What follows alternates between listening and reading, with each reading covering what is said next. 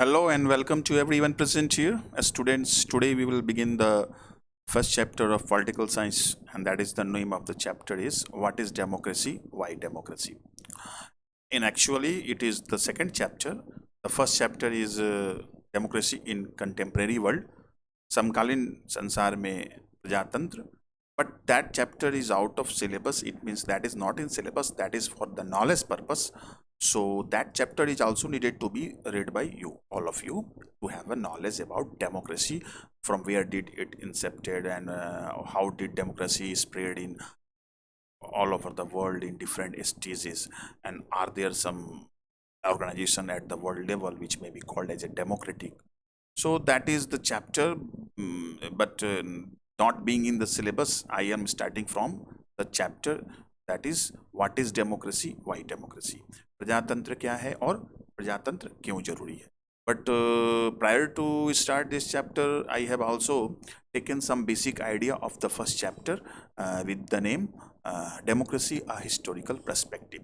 तो इस वीडियो में मैंने भी फर्स्ट चैप्टर के कुछ मुख्य बातों को इसमें शामिल कर लिया है, because it is be very prudent to know that if we are going to study about democracy, that what sort of government democracy provides, why democracy is considered to be the most preferable form of government in the world today, and what are its some merits, demerits, and what are its basic features. So all these ideas will be easily understood if we also know the democracy inception in the world and its development in different parts of the world. So I have taken the idea of the first chapter. So let us begin.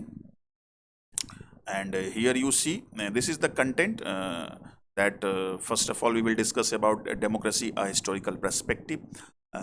एक ऐतिहासिक झलक लेंगे democracy का कि इसकी शुरुआत कहाँ से हुई और संसार में कैसे ये धीरे धीरे फैला. फिर इंट्रोडक्शन लेंगे, डेमोक्रेसी गवर्नमेंट किसे कहते हैं. फिर व्हाट इज़ डेमोक्रेसी जो हमारा चैप्टर में दिया ही हुआ है. मीनिंग ऑफ डेमोक्रेसी लेंगे, मतलब इसका अर्थ क्या होता है. फीचर्स ऑफ डेमोक्रेसी, डेमोक्रेसी का लक्षण क्या है.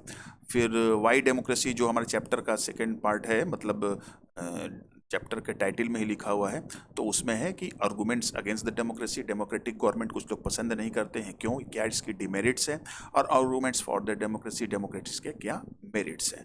And lastly we will discuss about the broader meaning of democracy. Democracy का एक बृहत मतलब अर्थ क्या होता है, व्यापक अर्थ क्या होता है. So now let us begin it. Democracy historical perspective. Democracy मतलब प्रजातंत्र का एक ऐतिहासिक झलक. In reference to the chapter first, democracy is the most prevalent form of government in the world today. तो चैप्टर फर्स्ट के परिप्रेक्ष्य में हम लोग देखें, जिसका नाम है democracy in the contemporary world, तो उसमें हमने पढ़ने के बाद ये पाया है कि आज संसार में जो सबसे अधिक जो शासन का स्वरूप व्याप्त है वो है डेमोक्रेटिक गवर्नमेंट. संसार में आज जो सबसे प्रीफरेबल फॉर्म ऑफ गवर्नमेंट है वो डेमोक्रेसी है. The story of modern democracy begin at least 2 centuries एगो.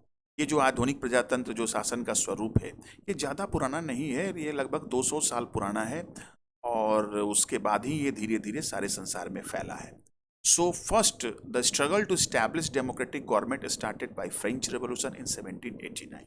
सबसे पहले डेमोक्रेटिक गवर्नमेंट स्थापना करने की जो संघर्ष प्रयास हुआ और जो काफ़ी मतलब ऐतिहासिक भी रहा, वो फ्रेंच रेवोल्यूशन से माना जाता है जो 1789 में हुआ था, और मोनार्की के विरुद्ध सबसे पहले वहाँ की जनता ने बगावत करके, संघर्ष करके, क्रांति करके डेमोक्रेटिक गवर्नमेंट स्थापना करने का प्रयास किया था.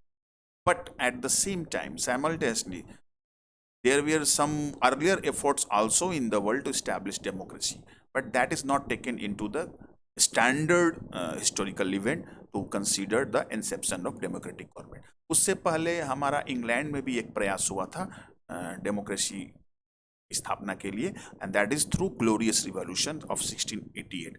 तो इंग्लैंड में, ग्रेट ब्रिटेन में फ्रेंच रेवोल्यूशन से पहले भी ग्लोरियस रिवॉल्यूशन, गौरवपूर्ण क्रांति हुई थी 1688 की, और वहाँ पर पार्लियामेंट की एक स्थापना की गई थी. उसने मोनार्की से सारे अधिकार छीन लिए थे गवर्नमेंट चलाने का, लेकिन that was very slow process regarding converting in A fully democratic country. तो 1688 में पार्लियामेंट की स्थापना हो भी गई थी, लेकिन इंग्लैंड को फुल्ली डेमोक्रेटिक कंट्री बनने में बहुत टाइम लगा, और वोटिंग राइट्स भी बहुत धीरे धीरे लोगों को मिला.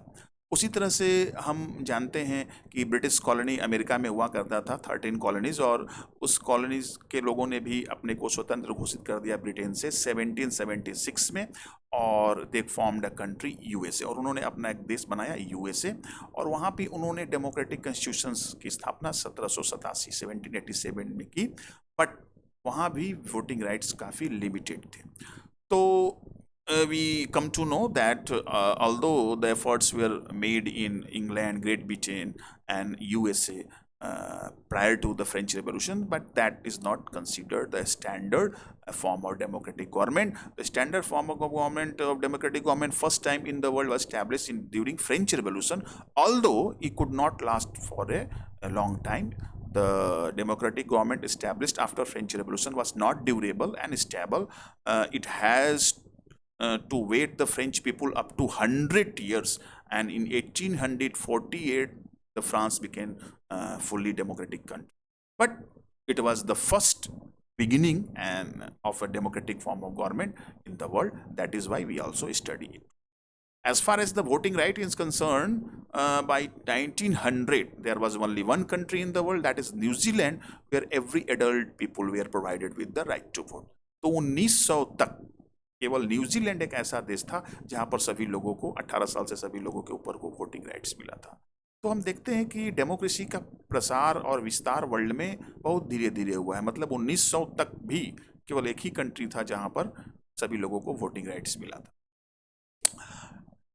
Democracy has expanded through the 20th century means after 1900। तो संसार में डेमोक्रेसी का जो विस्तार हुआ है वो 1900 के बाद से ज़्यादा बढ़िया से हुआ है, अच्छी तरह से हुआ है। Democracy did not spread evenly in all parts of the world, it has evolved in 3 phases.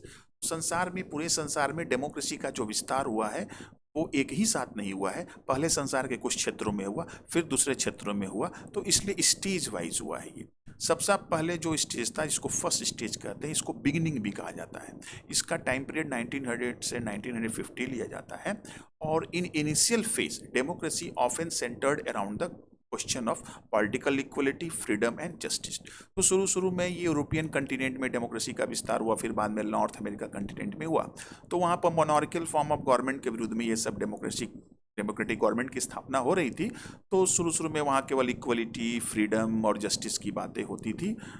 Full fledge democracy मतलब नहीं था, वोटिंग राइट सबको नहीं मिलता था, लेकिन एक शुरुआत थी, ये बिगिनिंग था। सेकेंड फेज जो शुरुआत होती है वो आफ्टर एंड ऑफ कॉलोनिज्म, और इसका टाइम पीरियड लिया जाता है 1950 से 1975। तो you should know one fact that most of the countries of Asia and Africa continent were under the rule of British European nations.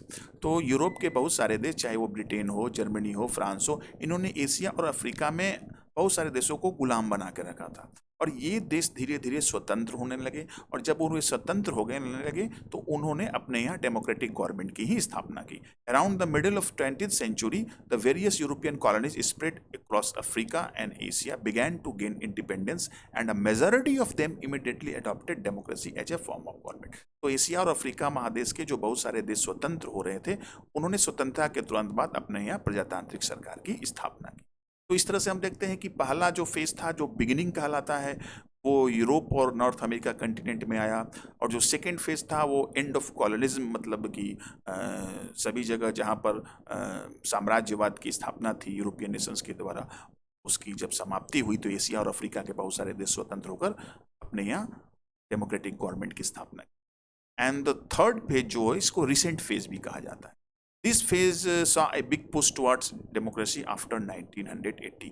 तो इधर 1980 के बाद भी डेमोक्रेसी का विस्तार हुआ है, और ये लैटिन अमेरिका के देशों में और यूएसएसआर के ब्रेकडाउन के बाद हुआ है। यूएसएसआर जिसे आज हम लोग रसिया कहते हैं, वो पहले यूएसएसआर के नाम से जाना जाता था। उसमें 15 अलग अलग छोटे छोटे और गणराज्य थे, छोटे बड़े, वो सब मिलकर बना हुआ था और यूएसएसआर के नाम से जाना जाता था। तो वो 1991 में वो ब्रेक डाउन हो गया और टूट के सभी 15 गणराज्य अलग हो गए, और उसमें से most of them adopted the democratic form of government. तो इस तरह से हम देखते हैं कि there are 3 phases of the expansion of democracy in the world. First phase is known as the beginning The time period is 1900 to 1950, and it was initially in European continent and North America. And initially, the democratic government was only centered around equality, freedom, and justice. The second phase is considered to be after the end of colonialism in Asia and European nation, and after getting independence, these countries adopted democratic form of government. And the third phase is supposed to be from 1980, when the democratic government was established in Latin America nations and in the Republic of erstwhile Soviet Union. The 15 republics and get separated from USSR, and most of them adopted democracy. If you just take a look at your neighboring countries, here is also interesting fact to know that in Nepal, there was also monarchy in Nepal, but finally Nepal established a democratic government in 2008, and our very arch rival Pakistan, it was also under the rule of military regime of General Pervez Musharraf, but in 2008 both Nepal and Pakistan went on the path of democratic government. So in this way, we come to know about the expansion of the democracy in the world, and we come to know that democracy in the world has evolved in 3 phases, and it is not an easy task, and it has taken its shape slowly. And by 2016 तक 140 countries were holding multi party elections. तो संसार में अभी मात्र 140 देश 2016 तक का data है जो बुक में दिया हुआ है, उसके अनुसार 140 देश में ही इलेक्शंस होते थे, क्योंकि डेमोक्रेसी में इलेक्शंस होते हैं और मल्टी पार्टी इलेक्शंस थे, बहुत सारी पार्टियां उसमें चुनाव लड़ती। Many still there are, but still there are many non-democratic countries in the world in the form of military dictatorship और monarchy। और आज भी संसार में बहुत सारे देश में ऐसा है जो कि 1 पार्टी सिस्टम रूल है, जो कि डेमोक्रेसी नहीं है, जैसे चाइना है, नॉर्थ कोरिया है, और बहुत सारे जगह मिलिट्री डिक्टेटरशिप भी है, और बहुत जगह मोनार्की भी, राजतंत्र भी। Now we take a case study of our very nearby nation, that is Myanmar, and we should have knowledge about how the democracy was established in Myanmar for knowledge purpose. The good example is our neighboring country Myanmar. Here, after getting independence from colony rule in 1948, it became a democratic country. But democratic rule ended in 1962 with military coup. तो Myanmar, जिसे Burma भी कहते हैं, अभी वहाँ फिर military rule लग गया है। तो वो 1948 में वो भी इंडिपेंडेंस हुआ कॉलोनियल रूल से, और वहाँ पर डेमोक्रेटिक गवर्नमेंट की स्थापना हुई। लेकिन 1962 में म्यांमार में डेमोक्रेसी समाप्त हो गई, क्योंकि वहाँ की सेना ने सैनिक तख्ता पलट कर दिया। मिलिट्री coup का मतलब होता है सैनिक तख्ता पलट। तो जब किसी देश की चुनी हुई सरकार को, प्रजातांत्रिक सरकार को सेना हटा देती है और सेना का जनरल वहाँ का शासनाध्यक्ष बन जाता है, तो उसी को हम कहते हैं मिलिट्री coup। तो 1962 में वहाँ सैनिक तख्ता पलट हो गया और सेना का शासन आ गया, और लगभग 30 सालों तक इंतजार करना पड़ा। इन 1990 elections where held after almost 30 years. तो 1962 के बाद म्यांमार में लगभग 30 सालों के बाद 1990 में इलेक्शन हुए डेमोक्रेसी के लिए। The national league for democracy led by आंग सान सू की वॉन इलेक्शन, और वहाँ की बहुत ही प्रख्यात जो पार्टी थी नेशनल लीग फॉर डेमोक्रेसी, और उसकी नेता आंग सान सू की थी, वो इलेक्शन जीत गई। But military rule of Myanmar refused to step down and did not recognize the election result and put the election leader under house arrest, including Aung San Suu Kyi। लेकिन वहाँ के मिलिट्री लीडर जो थे, वो election result जो 1990 में हुआ था, उसके इलेक्शन रिजल्ट को नहीं माना। आंग सान सू की के साथ साथ दूसरे नेताओं को भी नज़रबंद कर दिया गया, हाउस अरेस्ट में नज़रबंद कर दिया गया। But Despite being under house arrest, Aung San Suu Kyi continued to campaign for democracy। लेकिन आंग सान सू की ने हार नहीं मानी, उन्होंने डेमोक्रेसी के लिए अपना अभियान जारी रखा। She has also been awarded with Nobel prize for peace, और यूएनओ की तरफ यूएनओ की तरफ कह रहा हूँ, मतलब कि नोबेल पीस प्राइज़ भी उन्हें मिल चुका है, और नोबेल प्राइज़ पीस कमेटी से तरफ से उन्हें मिला था शांति के लिए पुरस्कार, नोबेल पुरस्कार। और finally the NLF fought for historic election of 2015 and a democratic republic was established। और अंततः 2015 में वहाँ फिर इलेक्शन हुआ और आंग सान सू की पार्टी जीती और वहाँ सरकार बनी। But recently, unfortunately, once again in 2021 in February, military rule has once again started to rule in Myanmar। तो फिर 2021 अभी फरवरी में चल रहा है, फरवरी में फिर वहाँ मिलिट्री coup हुआ और वहाँ सेना की सरकार है। So in this way we come to know some real life experience of some expansion of democracy, and we have taken the example of Myanmar कि वहाँ पर मतलब एक सच्ची कहानी हम लोगों ने पढ़ा कि किस तरह से म्यांमार में डेमोक्रेसी आई, फिर मिलिट्री कूप के दौरान समाप्त हो गई, फिर दोबारा आई और फिर अभी तुरंत समाप्त हो गई है। तो प्रजातंत्र की स्थापना में संघर्ष बहुत करना पड़ता है। अभी 2016 का जो डाटा है उसके साथ ऐसा है कि 140 कंट्रीज ही वर्ल्ड में है जहां मल्टी पार्टी इलेक्शंस होते हैं। बहुत सारे देश ऐसे अभी भी हैं जहां पर डेमोक्रेसी नहीं है, मिलिट्री रूल है या मोनार्की है या फिर वहां पर मतलब वन पार्टी रूल है। तो इस तरह से हमको थोड़ा सा एक आइडिया मिलता है कि how did democracy expanded in the world at slow rate, but it has anyhow being preferred as the most favorable form of government in the world. इतना समझने के बाद हम आते हैं अपने इंट्रोडक्शन पर, इस चैप्टर पर। As we already know democracy is most preferable form of government in the world. जैसा कि हम लोगों को ये मालूम है कि आज संसार में जिस शासन के स्वरूप को सबसे ज़्यादा पसंद किया जाता है वो है democracy. But why is it so? लेकिन डेमोक्रेसी को क्यों सबसे ज़्यादा पसंद किया जाता है? What makes it better than other form of government? अन्य दूसरी शासन पद्धतियों से इसे क्यों सबसे अच्छा माना जाता है? This is the big question that we will try to know from this chapter. तो why is democracy considered to be the most preferred form of government? That is the big question, and we will try to know about this from this chapter. What are his features and how is going to be more, transparent government and providing basic rights to the citizens. That is why it is considered to be the most preferred form of government. So prior to going to study about the meaning of democracy, let's have an origin of the word democracy. Democracy is a Greek word. It has been taken from Greek word. Demos means people and kratos means power or rule. So you may already know that in Greek, many of the subjects we study today, its origin in inceptions may be traced in the Greek civilization. तो Greek civilisation में सबसे पहले आज जो विभिन्न विषय हम पढ़ते हैं उसकी शुरुआत वहीं हुई थी, और इसीलिए आज भी विभिन्न विषयों का जो नामकरण हुआ था वो ग्रीक वर्ड में ही है, चाहे मैथमेटिक्स वर्ड हो, चाहे हिस्ट्री वर्ड हो, चाहे आपका डेमोक्रेसी वर्ड हो। तो बहुत सारे वर्ड्स आज भी हमारे ग्रीक वर्ड्स के लिए गए हैं, और यहाँ पर डेमोक्रेसी भी एक ग्रीक वर्ड है जिसमें डेमोस का मतलब होता है पीपल और क्रेटोस का मतलब होता है पावर और rule. It's means the rule of power. Now meaning of democracy, अब हम इसको डिटेल में पढ़ते हैं कि आखिर डेमोक्रेसी का अर्थ क्या होता है। The simple definition of democracy, democracy is a form of government in which the rulers are elected by the people. तो डेमोक्रेसी उस शासन के स्वरूप को कहते हैं, उस सरकार के रूप को कहते हैं जहां पर शासक को जनता चुनती है। It is a form of government. Democracy एक सरकार का रूप है। ये क्या है? सरकार का रूप है इन विच, जिसमें द रूलर, जिसमें शासक को आर इलेक्टेड, चुने जाते हैं बाय द पीपल, जिसमें जनता शासक को चुनती है। So this is the simple definition of democracy, but here we have to find out some basic questions. Who are the rulers? Rulers को चुनते हैं, एक फॉर्म ऑफ गवर्नमेंट है, ठीक है, रूलर्स को चुनते हैं। तो कहाँ से रूलर्स को चुनते हैं? क्या किसी राजघराने के व्यक्ति को रूलर्स चुनते हैं या किसी धनी व्यक्ति के घर के ही रूलर्स चुनते हैं? तो हु आर द रूलर? कौन रूलर्स होना चाहिए? What kind of elections? चुनते हैं तो इलेक्शन होता है, तो इलेक्शन कैसा होता है? फ्री और फेयर होता है या मतलब इलेक्शन जो होता है वो केवल दिखावे के लिए होता है? तो किस तरह का इलेक्शन होता है? Who are the people? और जनता चुनती है तो कौन सी जनता चुनती है? पूरे देश की जनता चुनती है, सभी को वोटिंग राइट्स मिलता है कि केवल कुछ ही लोग मिलकर चुन देते हैं? उसी को डेमोक्रेसी कहते हैं। और what kind of form of government? तो एक फॉर्म ऑफ गवर्नमेंट है डेमोक्रेसी, लेकिन किस तरह का फॉर्म ऑफ गवर्नमेंट है?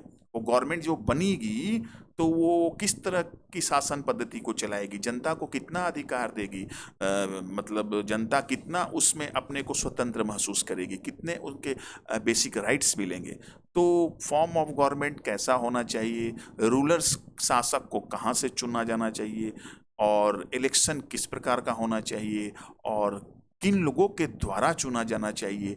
ये तमाम बातें जो हैं ये डेमोक्रेसी के सही लक्षण को, सही फीचर को हमें कि आखिर डेमोक्रेसी कहते किसे। वैसे एक सिंपल परिभाषा जो अब्राहम लिंकन का जो फेमस परिभाषा है, डिफिनीशन है, democracy is a government of the people, by the people and for the people. तो उनका कहना है कि डेमोक्रेसी एक सरकार है, एक सरकार का रूप है जो जनता का, जनता के द्वारा और जनता के लिए। डेमोक्रेसी एक सरकार का रूप होता है जो जनता का, जनता के द्वारा और जनता के लिए। डेमोक्रेसी एक कैसी सरकार होती है? जनता का, जनता के लिए, जनता के द्वारा। ठीक है, we come to the features of democracy. Democracy के लक्षण क्या है? आखिर किसी जगह की सरकार है तो केवल वहां पर जनता शासक को चुन दी तो उसे डेमोक्रेसी कह देंगे? नहीं, वहां किस तरह की जनता चुनाव करती है, सरकार जो होती है उसको कितना पावर है डिसीजन लेने का, इलेक्शन किस प्रकार के होते हैं, तो ये सब तमाम लक्षणों को हम फीचर्स ऑफ डेमोक्रेसी कहते हैं। First characteristic we see here, in a democracy the final decision making power must rest with those elected by the people। तो डेमोक्रेसी उसी को कहेंगे, उसी फॉर्म ऑफ गवर्नमेंट को कहेंगे जहां पर शासक ही अंतिम निर्णय लेंगे और वो अंतिम निर्णय लेने वाले शासक जनता के द्वारा चुने हुए। In a democracy the final decision making power must rest with those who elected by the people. तो डेमोक्रेसी में, प्रजातंत्र में अंतिम निर्णय लेने का अधिकार उन्हें ही होना चाहिए जिसको जनता ने चुना है। डेमोक्रेसी में शासन का अंतिम निर्णय लेने का अधिकार उन व्यक्तियों के हाथ में होना चाहिए जिसे जनता ने चुनकर भेजा। सरकार डेमोक्रेटिक बना दिए और शासन में जब डिसीजन हो रहा है तो फाइनल डिसीजन कोई दूसरा व्यक्ति ले रहा है, जिसको जनता ने चुनकर भेजा है वो नहीं ले रहा है, तो फिर उसे डेमोक्रेसी नहीं कहेंगे। तो in a democracy the final decision making power must rest with those who elected by. तो जिसको जनता चुनकर भेजती है वही शासन का अंतिम निर्णय। दूसरा, a democracy must be based on free and fair election where those currently in power have a fair chance of losing। Democracy में शासक को चुना जाता है, ठीक बात है। तो शासक का चुनाव जो होता है एक इलेक्शन के तहत होता है, फ्री, और इलेक्शन जो होता है वो फ्री एंड फेयर होना चाहिए, स्वतंत्र और निष्पक्ष। मतलब कि डेमोक्रेसी में जो शासन का हमारा मुखिया होता है, जो हेड होता है, उसको हम लोग एक इलेक्शन के थ्रू चुनते हैं और वो इलेक्शन फ्री और फेयर होना चाहिए। ऐसा नहीं कि इलेक्शन करा रहे हैं और इलेक्शन जब वोट देने जा रहे हैं तो हमको केवल एक ही आदमी को वोट देने का चांस मिल रहा है, जो शासन कर रहा है केवल उसी को आप वोट दे सकते हैं। आप वोटिंग मारने जा रहे हैं तो वहाँ पर शासन के लोग खड़े हैं, वहाँ पर सेना खड़ी है कि आपको भाई हम जो ऑर्डर दिए हैं उसी तरह से वोटिंग दीजिए, तब तो वो फ्री एंड फेयर इलेक्शन नहीं हुआ। तो डेमोक्रेसी में जो इलेक्शन होना चाहिए फ्री और फेयर होना चाहिए। वोटर अपना वोट किसको मारता है, किसको देता है, वो केवल वोटर ही जानेगा, दूसरा कोई व्यक्ति जान भी नहीं सकेगा। और जिसकी जो इच्छा है वो दे, और वो वोट देने जाए तो उसके 2-4 आदमी के बीच में से चुनने का अधिकार भी मिले। ये नहीं कि वोट देने जाए तो केवल 2 ही आदमी, एक ही आदमी है, मतलब एक ही आदमी को वोट देना है, तो फिर उस इलेक्शन का मीनिंग क्या हुआ? So democracy must be based on free and fair election. Election free होना चाहिए, मतलब स्वतंत्र। इलेक्शन किसी दबाव में नहीं होना चाहिए, न लालच में, न भय से, भय मुक्त होना चाहिए, लालच मुक्त होना चाहिए। और फेयर माने इलेक्शन का मीनिंग उसमें होना चाहिए। ये नहीं कि अब एक आदमी केवल खड़ा है और वो उस पार्टी का है, भाई उसी को आपको वोट देना है, नहीं, फेयर होना चाहिए, चॉइस मिलना चाहिए वोटर को कि हम इसमें से इसको चुनेंगे। और जिस सरकार है वो भी इलेक्शन हार जाए, ऐसा इलेक्शन होना चाहिए कि जिसकी सरकार है वो भी हार जाए, उसको भी लोग न चुने, ऐसा भी इलेक्शन होना चाहिए। तो इसीलिए जो इसका सेकंड कैरेक्टरिस्टिक्स है कि election must be free and fair and the ruling party have a fair chance of losing, और जनता चाहे तो रूलिंग पार्टी को भी इलेक्शन में हरा दे। Third, in a democracy each adult citizen must have 1 vote and each vote must have 1 value. अब जब इलेक्शन डेमोक्रेसी में हो तो प्रत्येक जनता को, प्रत्येक नागरिक को उसकी सामाजिक परिस्थिति और उसकी आर्थिक स्थिति, उसके धार्मिक, राजनीतिक किसी भी परिस्थिति को नज़रअंदाज करते हुए एक वोट का राइट होना चाहिए और सबका वोट वैल्यू बराबर होना चाहिए, तभी उसको डेमोक्रेटिक फॉर्म ऑफ गवर्नमेंट कहेंगे। कहने का मतलब कि जब चुनाव हो तो सभी एडल्ट को, 18 साल से ऊपर लोगों को, चाहे पुरुष हो, महिला हो, धनी हो, गरीब हो, किसी भी कास्ट का हो, किसी भी संप्रदाय का हो, सबको 1 वोट का वैल्यू होना चाहिए और सबके वोटिंग का वैल्यू इक्वल होना चाहिए। नहीं कि जो धनी है उसको वोट का वैल्यू ज़्यादा हो गया और जो गरीब है उसका कम हो गया। पॉलिटिकल इक्वलिटी, सबको एक वोट और सबके वोट का वैल्यू 1। चौथा, a democratic government rules within limits set by constitutional law and citizens right. अब मान लीजिए कोई इलेक्शन होता है और जनता फ्री और फेयर इलेक्शन करती है और किसी व्यक्ति को चुनकर भेजती है और उसकी जब सरकार बनती है उस पार्टी की, तो वो सरकार मान लीजिए कि 100 में से 80 सीट कर जीत कर आ जाती है। तो अब ओवरवेलमिंगली बहुमत से चुनाव जीत कर आती है, तो इसका मतलब वो नहीं कि अब अपना मन मानी करेगी, अपने मन से कोई कानून बनाएगी, कहेगी मुझे ये लोग अच्छे नहीं लगते, अब इनके विरुद्ध में कानून बना दीजिए, ये लोग मुझे बहुत अच्छे नहीं लगते, इनके विरुद्ध में कानून नहीं। वहां पर जो गवर्नमेंट रूल करेगी वो वहां के कॉन्स्टिट्यूशन के अनुसार ही करेगी और जनता के जो बेसिक राइट्स हैं उसका सम्मान करेगी। अगर ऐसी परिस्थिति है तभी वो डेमोक्रेटिक गवर्नमेंट है। तो डेमोक्रेसी का चौथा लक्षण है, फीचर है कि government should rule with in the limits. वहां जो कॉन्स्टिट्यूशन है, जो नियम है, जो शासन करने का नियम है, पहले से कॉन्स्टिट्यूशन में लिखा हुआ है। तो कॉन्स्टिट्यूशन के अनुसार ही आपको शासन करना है और जनता के अधिकारों का सम्मान। पांचवा, the opposition parties are allowed to function freely before and after the election. अब इलेक्शन होता है मान लीजिए, तो जितने भी विपक्षी पार्टियां हैं, मतलब जिसकी सरकार नहीं बन पाई, इलेक्शन हार गई, तो उसको कोई भी बात फ्रीली कहने का, अपना रैली करने का, धरना प्रदर्शन करने का अपना अधिकार होना चाहिए। उसे मीडिया में कोई बात, पेपर में, न्यूज़ चैनल में अपनी बात कहने का फ्रीडम होना चाहिए। क्योंकि अगर आपकी सरकार बन गई तो अब आप ऐसा नहीं सोचेंगे कि मेरा कोई बुराई ना करे, मेरा कोई कार्यों पर कोई नज़र न रखे। ऑपोजिशन पार्टी को वहाँ होना चाहिए। ऑपोजिशन पार्टी रहने से डेमोक्रेसी अच्छा काम करती है, क्योंकि उसको डर रहता है कि हमारा कोई शिकायत भी कर सकता है। तो ऑपोजिशन पार्टी को अपनी बात कहने का, अपना फंक्शन करने का, अपना रैली करने का, अपनी बात कहने का अधिकार होना चाहिए, इलेक्शन के पहले भी और इलेक्शन के बाद भी। तभी उसको हम डेमोक्रेटिक गवर्नमेंट, अगर ऐसी परिस्थिति हो। और लास्ट है, the democratic government are based on fundamental principle of political equality. Democracy में सभी पार्टियां बराबर होती हैं, सभी लोग बराबर होते हैं, सभी लोगों का एक ही वोटिंग राइट्स होता है, एक ही सभी लोगों का मतलब वैल्यू होता है। तो डेमोक्रेसी में कोई पॉलिटिकल, राजनीतिक रूप से कोई बड़ा छोटा नहीं है, सब बराबर है। लेकिन एक्चुअल तो हमें ऐसे देखने को नहीं मिलता है। हम एक्चुअल में देखते हैं जब नेता लोग जाते हैं या नेता लोगों का गाड़ियां चलती है, काफिला चलता है, तो जनता बेचारे बगल में खड़ी हो जाती है, but that is other matter. लेकिन पॉलिटिकली ऑल आर इक्वल। प्रधानमंत्री को भी वोटिंग में लगकर लाइन अपना वोट देना होगा, राष्ट्रपति भी अपना वोट लाइन में लगकर ही देंगे।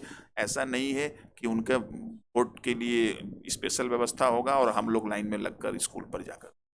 तो पॉलिटिकली इक्वलिटी होती है। तो these are the 6 basic features of democracy. Wherever we find this basic features available in any sort of government, that will be considered as a democratic government. Okay, now we will study some case studies.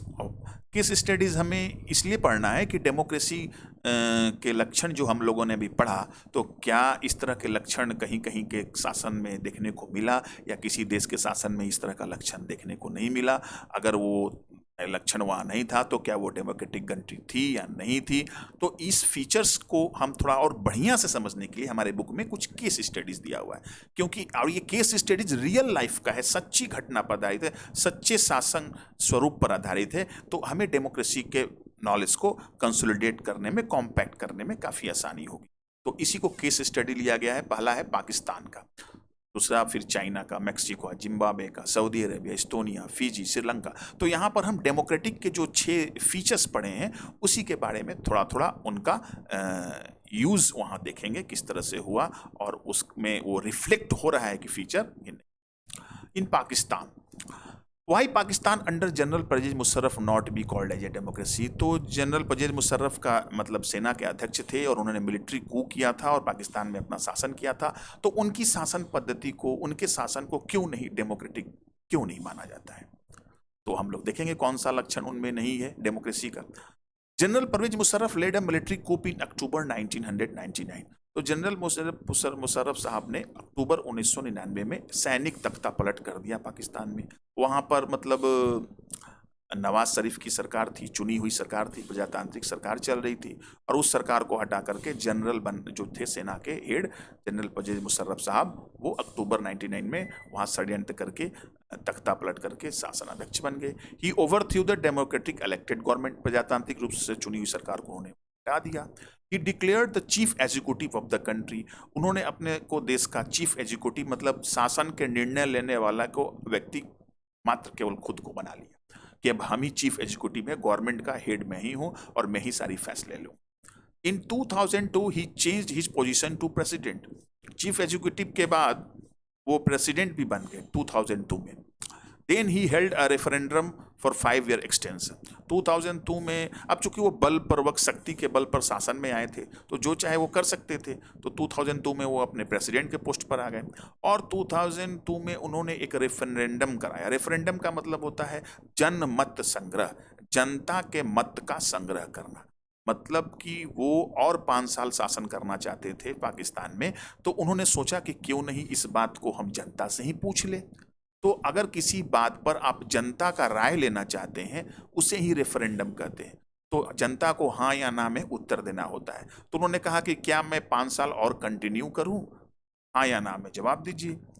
तो referendum हुआ और उनकी सरकार continue हो गई। Media, human rights organisation and democratic activist said referendum was based on malpractices and fraud. तो referendum में तो वो जीत गए, लेकिन वहाँ की मीडिया ने, मानवाधिकार संगठनों ने और प्रजातांत्रिक कार्यकर्ताओं ने कहा कि ये जो जनरल परवेज मुशर्रफ साहब जो रेफरेंडम करवाए थे ना, वो रेफरेंडम जो था वो मतलब सही नहीं था, फेयर नहीं था, और वो माल प्रैक्टिसेस, उसमें मतलब धंधेबाजी की गई थी, फ्रॉड किया गया था, उसके आधार पर वो जीते थे। In August 2002, he issued a legal framework work order amended the Constitution of Pakistan। तो जब वो 5 ईयर एक्सटेंशन रेफरेंडम के द्वारा उनको मिल गया, तो उन्होंने अगस्त 2000 में एक लीगल फ्रेमवर्क ऑर्डर पास किया। अब लीगल फ्रेमवर्क ऑर्डर मतलब कि फ्रेमवर्क होता है, जैसे कि अब फोटो है तो फोटो के चारों तरफ फ्रेम होता है ना, तो फ्रेम, तो एक ऑर्डर हुआ जो उनको उन्होंने लीगल फ्रेम में मैंने उसको बनाकर किया। मैंने कि मैं जो ये ऑर्डर दे रहा हूँ वो कॉन्स्टिट्यूशन ऑफ पाकिस्तान के अनुसार ही है, ये मैं अपने मन से कोई ऑर्डर नहीं दे रहा हूँ। भले वो अपने मन से सरकार बना लिए थे, लेकिन उन्होंने जो ऑर्डर पास किया उसका नाम रख दिया लीगल फ्रेमवर्क ऑर्डर, कि मतलब कानूनी रूप से ये मतलब वैधानिक ये ऑर्डर है, ये कोई अनुचित ऑर्डर नहीं, इसलिए उसका नाम रख दिया लीगल फ्रेमवर्क ऑर्डर। और उस ऑर्डर के तहत संविधान में परिवर्तन, संविधान में कुछ चेंज कर क्या, according to this order president can dismiss the national और प्रोविंशियल असेंबली। तो इस ऑर्डर के द्वारा उनको, प्रेसिडेंट तो थे ही, तो प्रेसिडेंट को पावर मिल गया कि अब वो केंद्र की सरकार और प्रांतीय राज्य की सरकार, 4 राज्य हैं पाकिस्तान में, केंद्र की या राज्य की सरकारों को वो भंग कर सकते हैं। The work of civilian cabinet supervise by national security council dominated by military officer. तो जो वहाँ की सरकार मतलब जो थी वो उस सरकार में जो मतलब चुने हुए प्रतिनिधि थे, उनके कार्यों को निगरानी करने के लिए उन्होंने एक बना दिया नेशनल सिक्योरिटी काउंसिल, राष्ट्रीय सुरक्षा परिषद बना दिया, और उसमें केवल मिलिट्री के आदमी थे। After passing this law the election held to the national and state assemblies. तो उन्होंने चुनाव करवाया फिर, और चुनाव करवाया और प्रांतीय सरकार बने और केंद्र सरकार बनी। The elected representative have some powers, जनता के प्रतिनिधि चुनकर आए, प्रांतीय सरकार में भी आए और आपका सेंट्रल गवर्नमेंट में भी आए।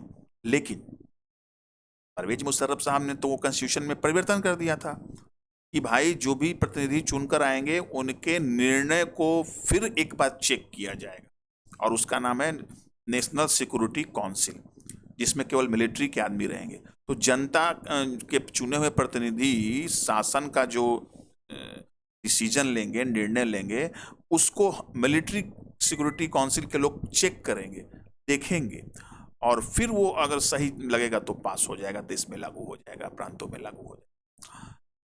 तो इलेक्टेड रिप्रेजेंटेटिव को पावर मिला, चुनाव भी हुआ, प्रांतीय सरकारें भी बनी, केंद्र सरकारें भी बनी, लेकिन इस सब के ऊपर एक अलग बॉडी हो गई जिसका नाम पड़ गया नेशनल सिक्योरिटी काउंसिल, और इसमें मिलिट्री के लोग थे जो चुन कर नहीं आए थे, लेकिन ये चुने हुए प्रतिनिधियों के डिसीजन को चेक करेंगे।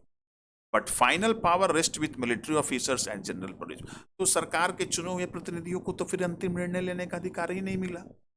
चुनाव भी हुआ और उसका फिर नेशनल सिक्योरिटी काउंसिल के मेंबर उसको चेक करेंगे और फिर अंततः परवेज मुशर्रफ साहब डिसीजन लेंगे। तो ना नेशनल सिक्योरिटी काउंसिल के मेंबर को जनता ने चुनकर भेजा था और ना परवेज मुशर्रफ साहब को जनता ने चुनकर भेजा था। तो इस तरह से वहां चुनाव करवाने के बाद भी परवेज मुशर्रफ साहब की सरकार को डेमोक्रेटिक गवर्नमेंट नहीं माना जाता। Next, should we consider election held in China a democratic election? China में भी इलेक्शन होते हैं, तो क्या चाइना को हमें डेमोक्रेटिक कंट्री मान लेना चाहिए? लेट अस सी और check it out. In China, elections are regularly held after every 5 years for electing the country's parliament, और उस कंट्रीज पार्लियामेंट का नाम है नेशनल पीपुल कांग्रेस, कांगो रेमिनिन या बियो दाओही, इसको इंग्लिश में नेशनल पीपुल कांग्रेस कहते हैं। तो चाइना में हर 5 साल पर चुनाव होता है और वहाँ के पार्लियामेंट को नेशनल पीपुल कांग्रेस के लिए हर 5 साल पर चुनाव होते हैं। They have the power to appoint the president. National people congress को ही वहाँ का प्रेसिडेंट चुनने का अधिकार, वहाँ के प्रेसिडेंट को। It have nearly 3000 people elected from all parts, और 3000 लोग इसके सदस्य चुने जाते हैं। Some members are elected by the army, कुछ आर्मी के द्वारा भी चुने जाते हैं।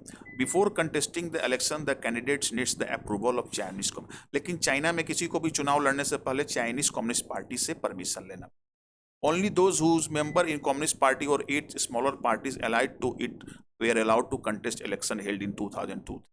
तो केवल कम्युनिस्ट पार्टी के मेंबर या उससे जुड़ी हुई 8 पार्टियों का मेंबर होने वाले को ही चुनाव लड़ने का अधिकार है, और 2000-2003 में जो चुनाव हुआ था वो इसी तरह से हुआ था। The government is always form by the communist party, और वहाँ सरकार हमेशा कम्युनिस्ट पार्टी की। तो इसे हम चाइना को प्रजातांत्रिक देश नहीं मानते हैं, क्योंकि सबसे पहले तो केवल वहाँ कम्युनिस्ट पार्टी का ही आदमी चुनाव लड़ सकता है, और उसे भी चुनाव लड़ने से पहले कम्युनिस्ट पार्टी से परमिशन लेना पड़ता है, और केवल यही पार्टी चुनाव लड़ सकती है। तो फिर तो जनता को कोई चॉइस ही नहीं मिला। तो सिंगल पार्टी सिस्टम है, केवल वही पार्टी चुनाव लड़ेगी, वो भी वहाँ लोगों को उससे परमिशन लेकर लड़ना पड़ेगा, अप्रूवल लेना पड़ेगा। तो फिर ये पार्लियामेंट और ये चुनाव जो है एक दिखावे की बात है, चाइना डेमोक्रेटिक कंट्री नहीं। So after reading this two case study, we understood many things about this chapter, and we will study next thing in next video. Okay.